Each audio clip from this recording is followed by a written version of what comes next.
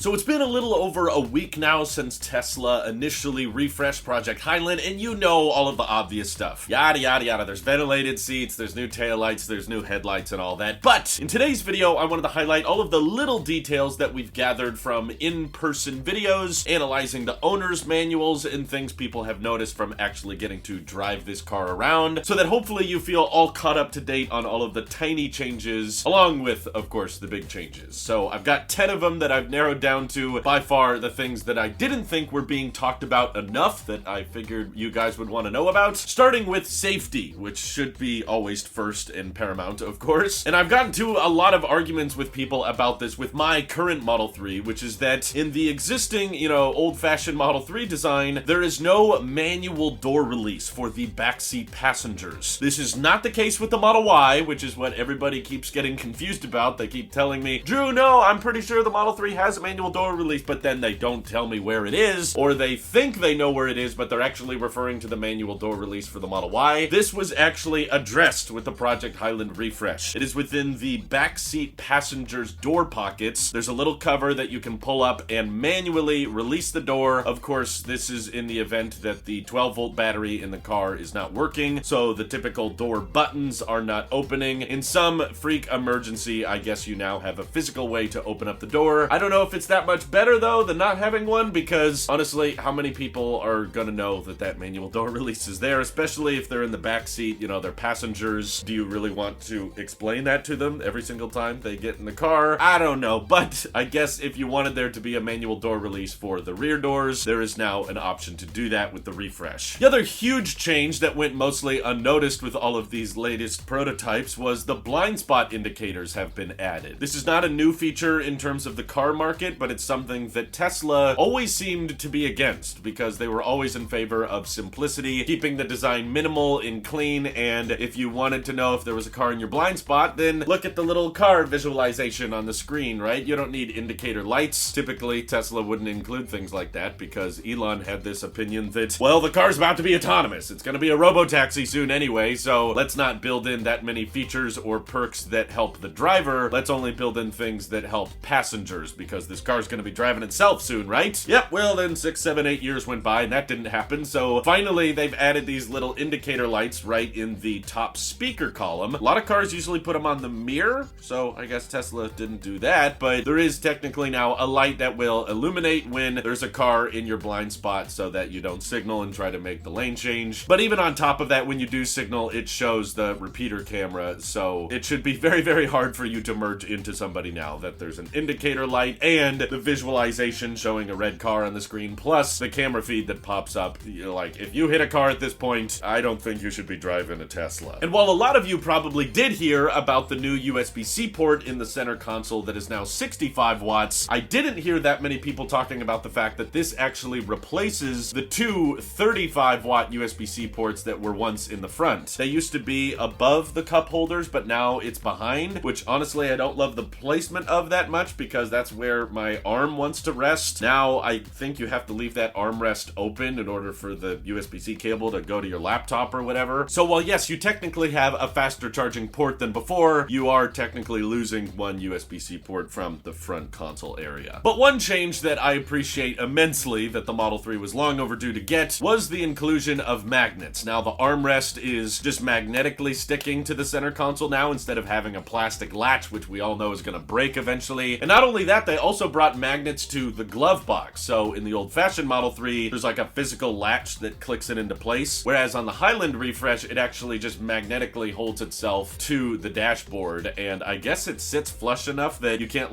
pry it open. They make it pretty difficult to do that, but somehow just by going through the display, you can hit the glove box button and it manually releases that magnet somehow, which is kind of cool, but I thought that was a little touch that deserved a little bit more attention. But a bigger one that more people might actually be confused with if you're used to driving around traditional Model Ys and 3s is the new location for the Tesla key card. So if you don't have phone key set up, like you're letting someone borrow the car or it's a rental or something, of course Teslas have these little RFID cards that you tap on the side column of the car to open it up. Well, before you would tap that key card right behind the cup holders. With Project Highland though, they've moved the sensor to where it detects that key card to now be right where you rest your phone charger. And I love this change personally. Like most people are used to pulling out their phone and putting it on that wireless charger anyway. So for whatever reason you have to fall back to using the key card, it makes way more sense, in my opinion, to just leave that key card on the wireless charger. I had personally done that in the past myself because leaving it behind the cup holders feels dangerous, like it's gonna slide around and stuff. So just leaving it right on that little Qi charger is a brilliant move. Very thankful they changed that, but I didn't see that many people talking about it because no one's actually taken delivery of a refreshed Model 3 yet. But it was referenced in the owner's manual, and something you should know in the future if you're ever checking out a Highland Model 3. Don't put it behind the cup holders, that's not gonna work. And while Tesla definitely brought over a lot of Model S style features to the Model 3, they didn't bring over the location for the park, reverse, neutral, and drive buttons that on the Model S and X are right below the wireless chargers. In the case of the Highland Model 3, they actually moved it up around the hazard lights. These are only gonna light up and become available if the display in the center is inactive, because of course there's no more gear stock, so if you want to change your direction or put the car in park, you're doing all of that on the display. So in the event that the display is not available, you do have a manual override up there. But personally, I've been driving my Model 3 with an AMD Ryzen processor for over a year now, and literally never once have I experienced that center display go off to where I was like, oh shoot, you know, like I need an override or something. I have a feeling that the latest processors they put in these cars are pretty stable and pretty reliable enough that there's a decent chance many of you guys who plan on buying the refresh Model 3 will never actually have to activate those buttons. But one change that they might have been able to make in Europe and Asia with this refreshed Model 3 is the hazard light button. That is now a capacitive button. It's no longer a physical click, but I believe in the United States that is still a required physical button. It can't be capacitive. So when they bring the refreshed Model 3 to the United States, inevitably, probably next year, that will probably change to a physical button. There was also some slight tweaks underneath the hood, which you usually don't talk much about with a Tesla, but yeah, they extended the Frunk a little bit, so it seems to have a tad more storage space in the front area, as well as a repositioning of the windshield wiper fluid. Now they've brought it closer to the tip of the car. I thought that would be worse for efficiency, because, you know, now you gotta transfer that liquid all the way up to the windshield wipers where it comes out of. That seems like it would be a little bit more complicated. I don't know, maybe they figured that would be a better place to not have to reach as far or not have to bonk your head when the hood is open or whatever, but for whatever reason, maybe Monroe Live can tell us more about why they've repositioned the wiper fluid intake, which I've still never had to fill, honestly. But one downside I will admit of this interior, you know, most of the things they've done are pretty great, but not only did they remove the gear stocks, which is probably the most controversial decision, but they've also removed the middle seat heater for the back seat passengers. I'm guessing Tesla just figured this was the least common activated sensor in all of those seats. I hope that they save some money by taking that out, but this may sound petty and everything, and I do genuinely love this refresh. I love all the changes. I love the efficiency upgrades in particular. I love the ventilated seating and all that, but there have been times in my year of ownership where I have activated the middle seat heater, so I would be kind of bummed if I bought that car and found out that, okay, if everybody's piled up in the car, you know, we've got 5 people in here driving around and I'm in the winter and it's cold out and I'm heating up everybody's seat, and the person in the middle, you know, the hump seat back there is like, hey,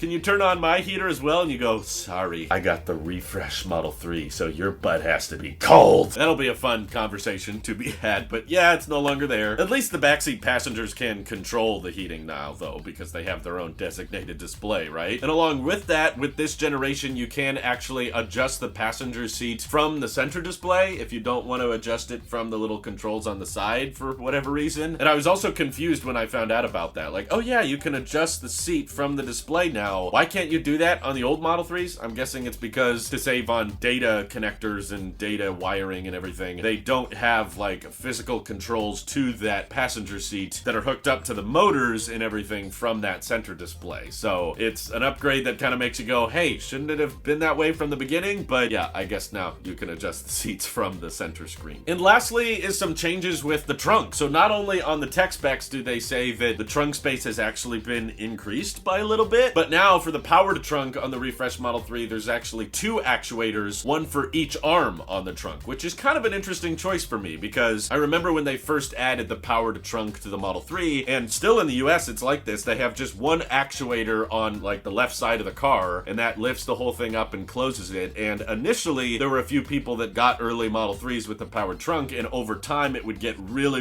misaligned, and that was becoming a huge service issue. So I was worried that was going to happen with my Model 3, and I've been using that power trunk a lot, and it still hasn't got misaligned. It's still fine. So as far as I'm aware, they've figured out a way to just have one motor that can reliably open and close it, but with Highland, for some reason, they decided it needs two. It should have an actuator on each side, just to make sure that it doesn't get misaligned and that it's, I guess, a smoother, more consistent experience. Who knows? Maybe this makes the trunk more, like, strong. So if you have groceries that are kind of sticking out a little bit, now the trunk can, like, push the groceries back under the trunk. And something else I've noticed in all of the first impressions videos of the people that have gotten to check out Highland is they've updated the sound. The speaker that plays a little chime whenever you press the close trunk button, it now sounds more like the Model Y, whereas the Model 3s, at least in the US here, still, I guess because, like, you can't hear the interior car speakers from the trunk area, they had to put in some additional speaker that makes this little annoying doot sound that is not very pleasant. Of course, for safety reasons, you want to make sure that it plays a sound right before it closes, but the Model Y, I guess because it's a hatchback and because you can hear the interior cabin speakers when that hatchback is open, it's able to just play this pleasant little boop, very soft, very calm sound, and it closes very gently. The Model 3 sound now is identical, so I guess that means I'm stuck with the older Model 3 that has the obnoxious little bang sound that is different from the interior cabin speakers, and that's pretty much all of the tiny little Highland nuggets I could find for you today. So are there any other ones I'm potentially missing? I debated including the little pocket redesign that has kind of open sides now, but I decided that wasn't worth including, but I guess I just included it. So that's 11 things that you probably missed about Project Highland, and if there's anything I missed, feel free to comment them down below. And thank you to everybody supporting this channel directly. Seriously, helps us out a ton, as does just watching these videos. So thanks again. Have an excellent rest of your day.